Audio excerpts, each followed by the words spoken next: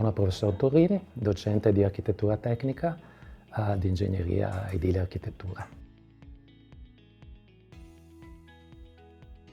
La ricerca applicata dovrebbe orientarsi verso un punto in cui ancora siamo piuttosto deficienti, mentre dal punto di vista strutturale riusciamo a gestire multipiano in legno tranquillamente ormai, anche in zona sismica. Ciò che non è affrontato efficacemente è il dettaglio architettonico, che influenza la durabilità del nostro edificio, perché il legno ha un grave handicap, il fatto che è un materiale vivo ed è sensibile alle variazioni di umidità. Un edificio in legno mal progettato, ovvero col dettaglio architettonico, l'attacco a terra mal progettato, con umidità superiore al 18% inizia ad essere soggetto ad attacco di insetti xilofagi e di muffe. Questi, rispetto alla situazione di un edificio in latero a cemento, comportano anche un degrado strutturale. Ecco quindi che a mio parere bisogna lavorare molto di più con una sensibilizzazione dei progettisti sulla realizzazione di dettagli architettonici che tengono in considerazione questo handicap, questo deficit del legno, che in realtà è una sua caratteristica che va sfruttata a nostro piacimento.